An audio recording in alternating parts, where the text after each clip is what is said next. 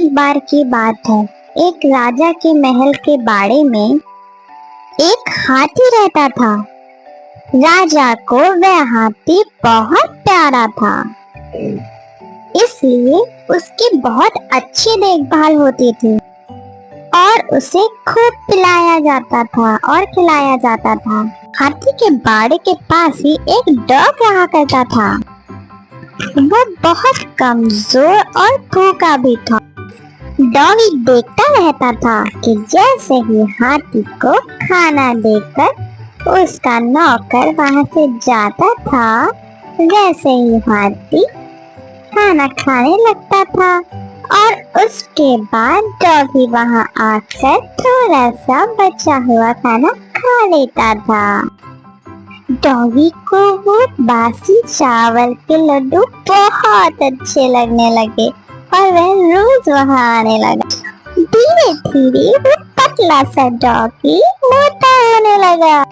ऐसे ही देखते देखते वो डॉगी और एलिफेंट मीन्स हाथी एक अच्छे फ्रेंड्स बन गए, जैसे कि हम और आप बन जाएंगे। हाथी भी डॉगी के साथ लेकर बहुत खुश था और उसे बहुत अच्छा लगता था।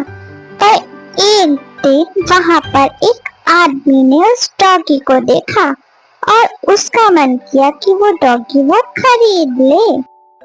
उस आदमी ने एक दिन वहां बैठे महावत को बुलाया और पूछा,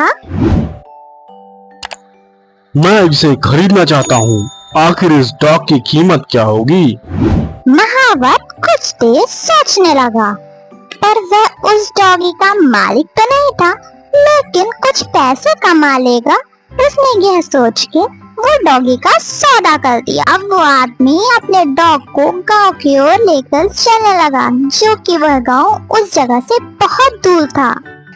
डॉगी के जाने के बाद हाथी बहुत दुखी हो गया था। उसे बिल्कुल भी अच्छा नहीं लग रहा था डॉगी के बिना। एक दिन जब महावत हाथी को खाना देने आया तो उसने क्या देखा? उसने देखा कि हाथी तो बहुत उदास है। ऐसा लग रहा है जैसे उसे कुछ हो गया है। वह खाना भी नहीं खा रहा था। इसे देखकर महावत ने राजा को जाके सारी बातें बताई। आखिरकार महावत ने राजा को यह खबर दी, लेकिन उसने उस डॉग के बारे में कुछ भी ना बताया। राजा के महल में एक ज्ञानी मंत्री थे और जिन्हें जानवरों की अच्छी समझ थी, और राजा ने फौरन उन मंत्री से कहा, हाथी के बारे में जाओ और पता लगाओ, हाथी की हालत ऐसी क्यों हो गई है। वह बुद्धिमान मंत्री हाथी के पास गए। उन्होंने देखा वह तो बड़ा उदास है। हाथी को तो कोई दुख नहीं है, फिर ये इतना उदास क्यों है? लगता है इसे कोई दुख है, या फिर इसका कोई मित्र था जो इसे छोड़ के चला गया। क्या तुम्हें पता है कोई इसका मित्र था? अगर वो साथी इसका मिल जाए तो ये हाथी खुश हो सकता है। हाँ, एक डॉग था जिसके साथ यह हाथी खेलता था, उड़ता था, बैठता था, खाता था। उस डॉग को एक आदमी अपने साथ लेके गया। अब कहाँ है वो? मुझे नहीं पता। महाराज, मुझे लगता है हाथी को कोई परेशानी नहीं है और उसकी तबीयत भी नहीं खराब। उसका दोस्त डॉग जो उसे छोड़ के चला गया है। तुम्हें पता है वो कहाँ गया होगा? महावत ने बताया उसे कोई अजनबी लेके गया। अब वो कहाँ लेके गया ये तो महावत को भी नहीं पता। आखिर उस हाथी को हम कैसे खुश करेंगे? कोई उपाय बताइए। महाराज, फरमान निकलवाइए, जिस किसी के पास वह डॉग है अगर उसने वापस नहीं किया तो उसे सजा मिलेगी। सुनो सुनो सुनो, सभी कान खोल के सुनो। शाही हाथी के जो बाड़े में डॉग रहता था, जिस किसी के पास वह डॉग है उसे वापस कर दो, नहीं तो सजा मिलेगी।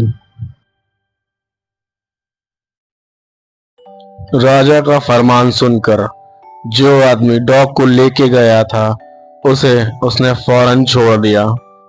छोड़ते ही डॉग पूरी ताकत लगाकर भागते हुए हाथी के बाड़े की तरफ गया।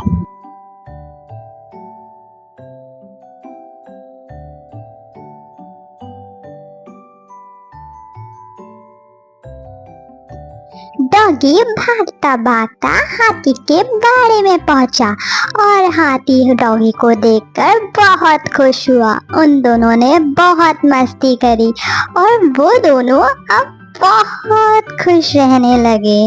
वो दोनों को मिलके ऐसा लगा जैसे उन्हें पूरा जहां मिल गया। अब वे दोनों बहुत प्यार से रहते हैं। दोस्तों, इस कहानी से आपने क्या सीखा? आपने देखा डॉग और एलिफेंट की दोस्ती कितनी बेमिसाल थी, है ना? इसे कहते हैं दोस्ती। अगर किसी व्यक्ति को अच्छा दोस्त मिल जाए तो वह अच्छी बात है। मॉरल ऑफ द स्टोरी है, गहरे दोस्त कभी अलग नहीं होते। भले ही आप अपने बेस्ट फ्रेंड से कितना भी लड़ें, लेकिन बाद में आप उससे दोस्ती कर ही लेंगे, है ना? तो ये याद रखना। एक छोटे से गांव में कुमार सोहन रहता था। वो मिट्टी के बर्तन व खिलौने बनाया करता था और उसे शहर जाकर बेचा करता था।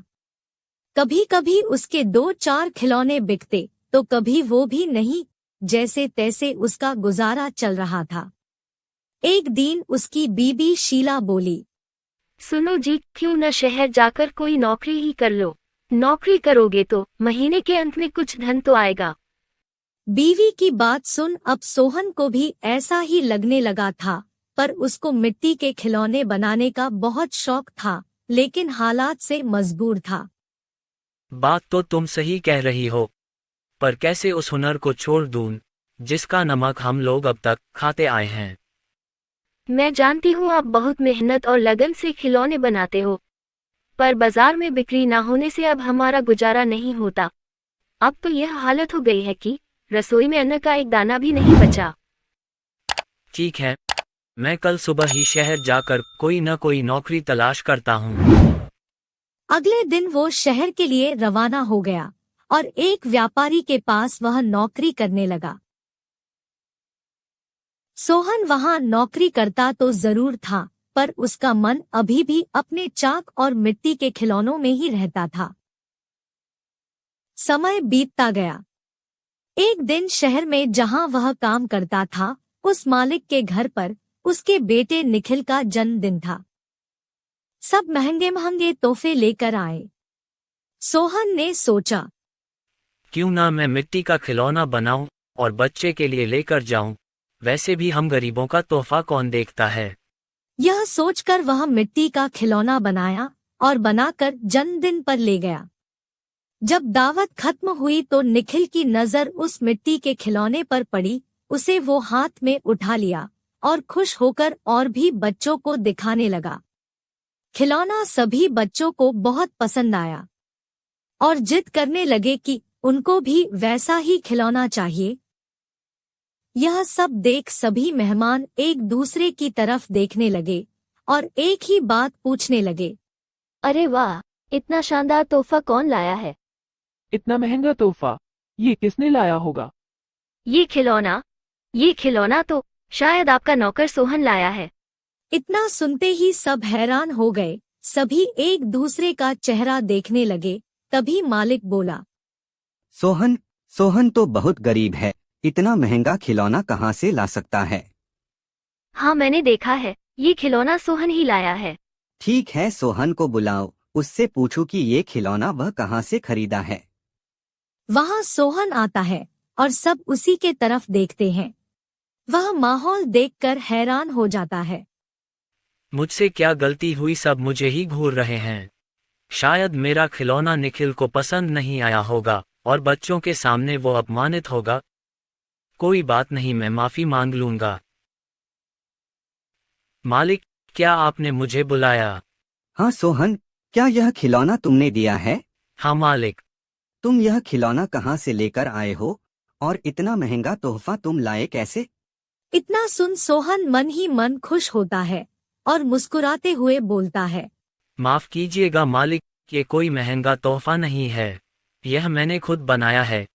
गांव में यही खिलौना बनाकर मैं अपने परिवार का गुजारा करता था, लेकिन इससे अब घर नहीं चलता, इसलिए आपके यहाँ नौकरी करने आया हूँ। अरे वाह, तुम क्या अभी है खिलौना बना सकते हो? और सभी बच्चे को तुम्हारा खिलौना बहुत पसंद आया है, इन्हें भी ऐसा ही खिलौना चाहिए। सोहन खुश होकर बोला, हाँ मालिक, बिल्कुल बना सकता हूँ। जब कल मैं आऊँगा तो खिलौना बनाकर लेते आऊँगा। अगले दिन सोहन ने शानदार रंग बिरंगे खिलौने बना कर दिए। यह देख मालिक ने सोचा, क्यों ना मैं खिलौने का भी व्यापार करूं। वह अपने बीवी से बोला, सुनीता, सोहन खिलौना बहुत अच्छा बनाता है, उसे खिलौना बनवाकर शहर में उसका भी व्यापार कर लें। उसे सोहन को उसके मनपसंद का काम भी मिल जाएगा और उससे अच्छी तनख्वाह भी मिल जाएगी, साथ ही साथ एक मोटी रकम हम भी कमा लेंगे। ये तो अच्छा विचार है जी।